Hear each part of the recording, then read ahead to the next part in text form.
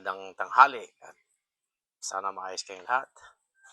At ang ating recipe ngayong araw na to ay tinulang itlog na manok.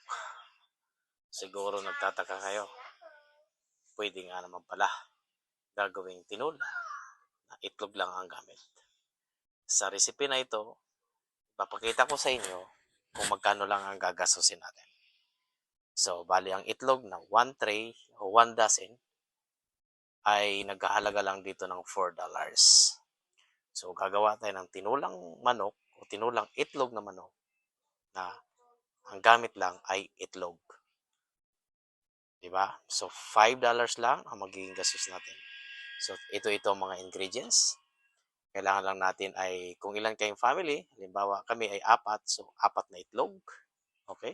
Ang kailangan natin. Tapos, sayote. Luya.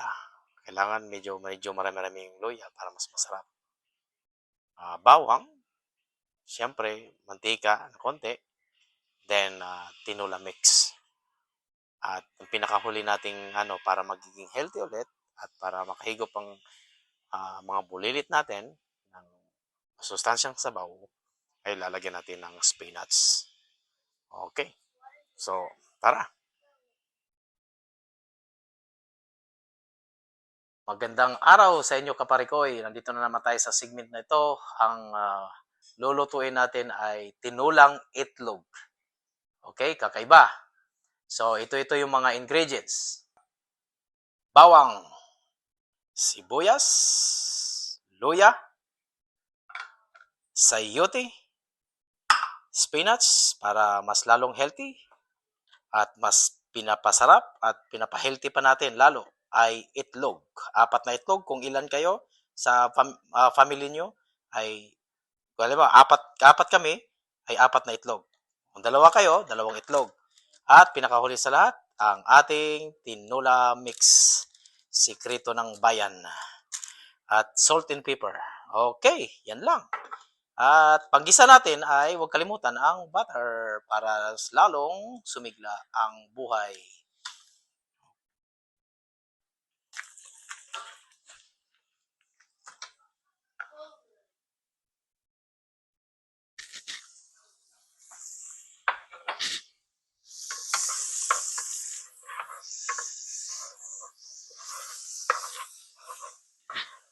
Isunod ang bawang.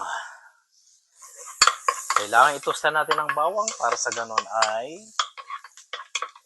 lalabas yung pagiging aromatic niya. Walang pagkakaiba nito sa tinulang manok. Pero ang kakaiba lang nito sa totoo lang ay itlog ang ginagamit natin sa halagang $3 in 1 dozen. So sa $3 na yan, magkakaroon ka na ng sabaw, masustansya, at mura pa. O, diba? Mga kaparikoy, ganyan. Yan ay sibuyas ng bayan. At samahan natin ang luya.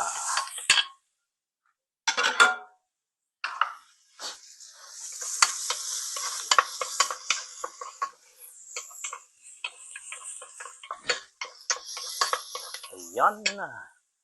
Kaparikoy.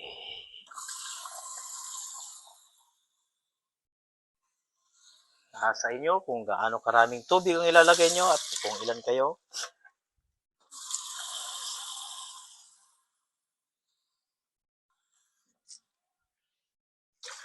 Kasi sa akin ay 3 cups of water is good enough. Yan. Ayos na yan. O yan. Okay. Ito na. Isusunod na natin ang sayote. Antayin lang natin kumulo. Pagkulo at alam nating luto na yung sayote, saka natin isusunod ang itlog. Okay. Hello mga kaparikoy. Ito na naman tayo. Kumulo na siya at ito na yung hinaantay ninyo. Itlog ng manok. Ito na yung pinaka-last. Ito na yung pinaka-last natin. Ito na.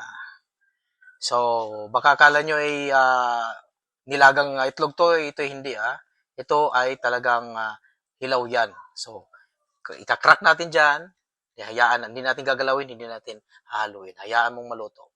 Okay. Tak. Oh, yan, no? Oh. Oho. Kita nyo naman. Napakadali niyan. Huwag nyo nang haluin, mga kapanyero, mga kaparikoy. Huwag nyo nang haluin yan. Ganyan na yan. Mamaya, sasandukin natin yan. Isusunod na natin ang spinach. Okay. Okay. Antayin lang natin kumulo ulit. Then, good to go. Hello mga kaparikoy. Ito na. Ito na. Patayin na natin yan. Yun ay luto na. Yun, haunin na natin. Ito na yung katapat ng itlog ng manok. Kita nyo yan? Healthy pa. Pakasarap pa. Kunin mo po ako ng itlog. Yan. Kaya lang. Hayaan muna natin kunin ang mga ingredients para makakain na rin tayo. Makakain na si Mrs. Ito na tayo. Ito na yung itlog. Ganyan dapat ang magiging kahinatnan ng itlog, kabayan o mga kompanyero o mga kaparikoy. Yan na. Ito na yung itlog. Yan. Hindi siya nabasag. Oh. Yung. Napakasarap na sabaw na yan.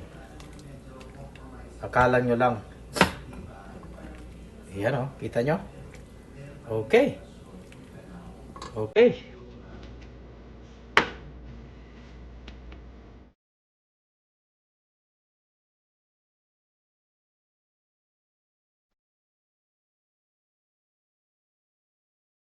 Easy come and easy go.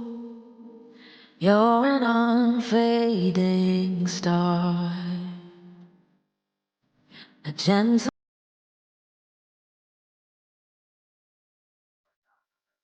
Hello mga kaparikoy. Maraming salamat ulit sa inyong pagsubaybay sa aking segment na ito. At yung niluto natin na tinulang itlog. Okay? So, please subscribe and sa channel ko na Nel Media TV. And maraming salamat ulit sa inyo at sana'y masubaybayan nyo at ito na tayo, kakain tayo ulit ng soup.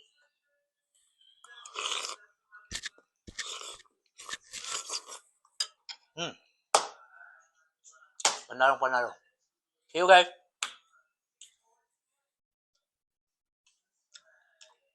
Sarap.